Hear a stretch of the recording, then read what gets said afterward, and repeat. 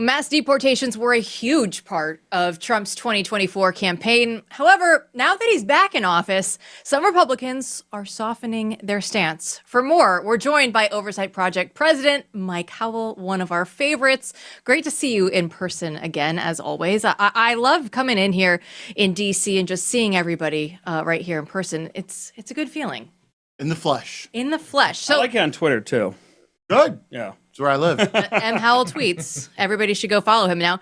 Who are all these Republicans that are softening on their stances, and how are they actually splitting from Trump on immigration? Because this doesn't seem like a great strategy. It's a terrible strategy, an awful one, but I'm so glad it's out in the open. I've been yelling about this for months. I know a lot of us agree on this. A lot of Republicans were not down with the mass deportation agenda, and they're waiting to the most inopportune time to say so out loud. They had no problem as, banners were being waved to the RNC that said mass deportation. President Trump was, riding to a landslide victory, keeping quiet then. But now the reconciliation's coming up, and there's these riots in LA. These members are going to Axios, all on record, all at the same time, telling Trump to scale it back. So now we no longer need wonder. We know where people stand. They're even dropping the H-bomb. They said as Hispanic members, they get more of a say in this. And I think that's really revealing that they're thinking through those racialized leftist terms. Yeah. So what's the trajectory of this? I mean, because you get a lot of people saying right now when it comes to polling, I think Chris might have mentioned earlier that, and so did Mark Meadows, and the congressman came on and said, what everyone's seeing is that these people are in the audience are actually doing the opposite. They're hardening. You see it in the comments. You see it throughout the country. This is not like it was 4 or 5 years ago. So how long do you think, if ever, does Congress get to catch up? Yeah, good question. Hopefully not for long. Obviously, the political tension here is the White House really wants to retain control for the midterms. And so you have these politicians flexing their muscles in an environment where they're probably getting more leeway than they otherwise would. So I hope the hammer does drop down on these members who are going to thwart this central plank of the agenda. I think, Chief Meadows referred to them as kind of mag on the campaign trail and different when they get to D.C.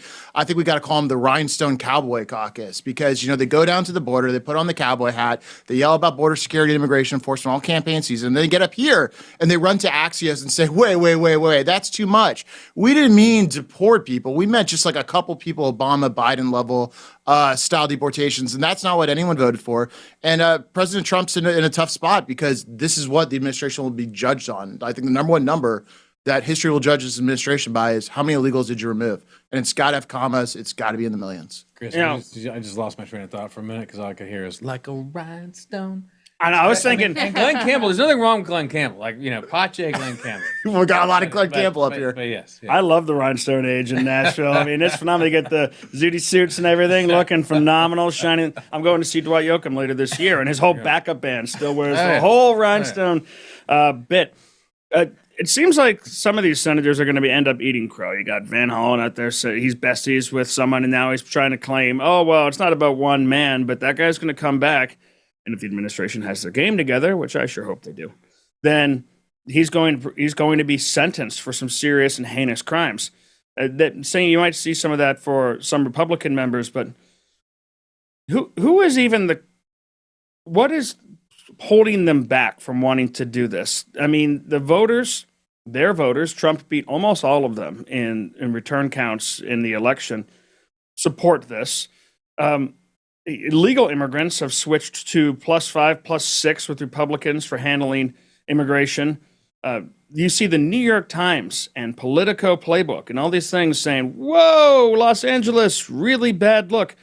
And you have an administration that is different. I remember in the first administration, there was I had an on-background comment at the time saying the Insurrection Act might be used. And a comms guy at the White House called up and said, I don't know what senior White House official you were talking to. I don't know if it was Miller or someone like that. And I eventually had to say, it was the president. I came from the president. And they're like, oh. And just hung up the phone after that. But Miller's come back stronger than he ever was before. The president is entirely on board with this. So if they don't have the administration, they don't have their voters. The Walmart board is getting smaller every day. It's not as tangible a target for a lot of these guys upon retirement.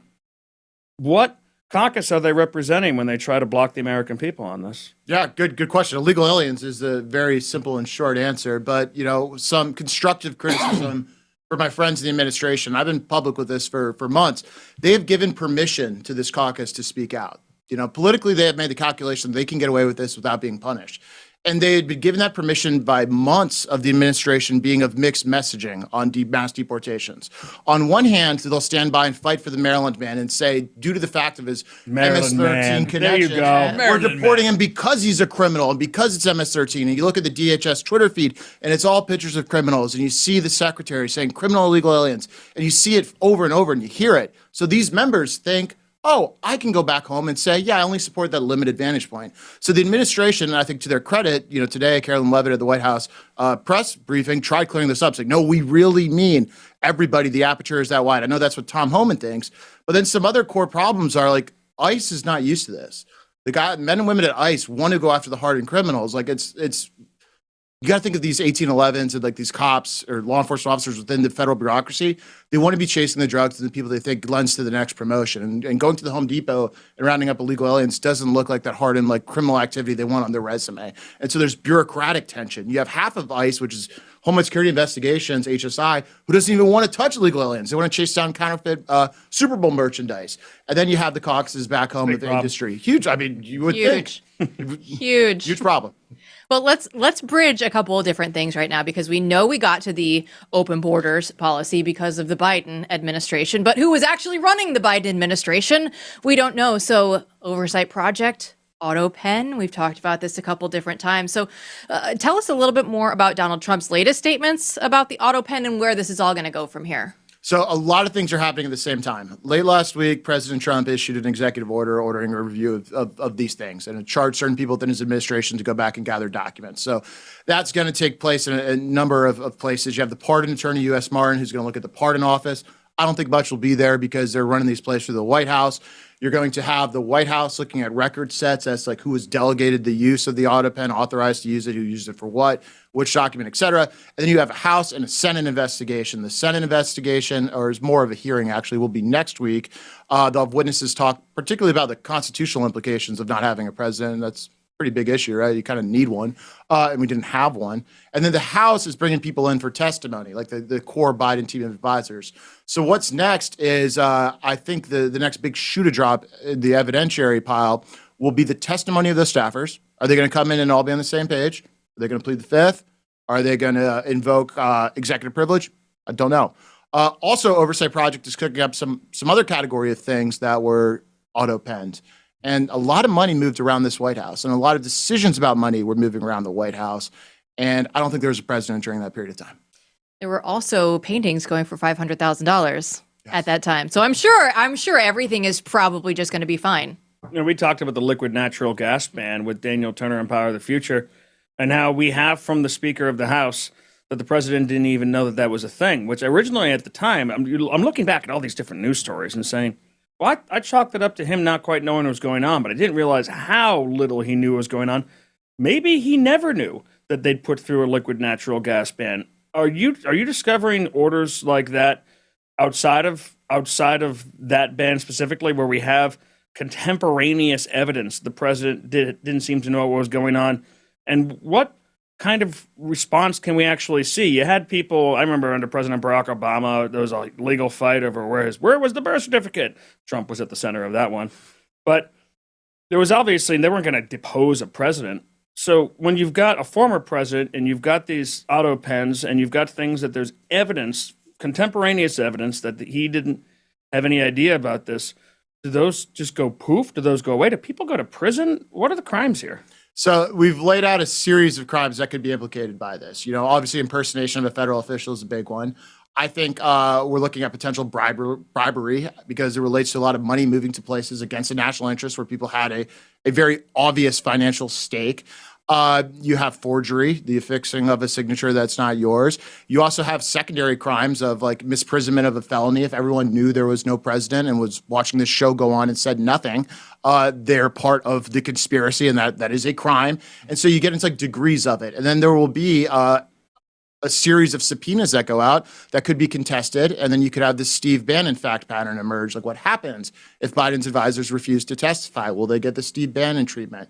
So I see this being a several years long legal fight. But one contextual thing about this environment is this is an unusual White House for a lot of reasons. Not only that Biden was like not even president, it's that they passed trillions of dollars through a couple vehicles and then vested the authority to basically disperse that money through the White House. Trillions of dollars through Inflation Reduction Act, the transportation bill, and the COVID scam. All went to the White House, and then the money went out through Podesta and others. And when you look at kind of the throwing the gold bars off the Titanic at EPA, that is the norm. That wasn't the unusual event. That's what this administration looked like, and I think that's what the autopen was ruling over. It is insane that this is actually real life because they wouldn't let you do this script in Hollywood, and yet this is what we've actually lived through.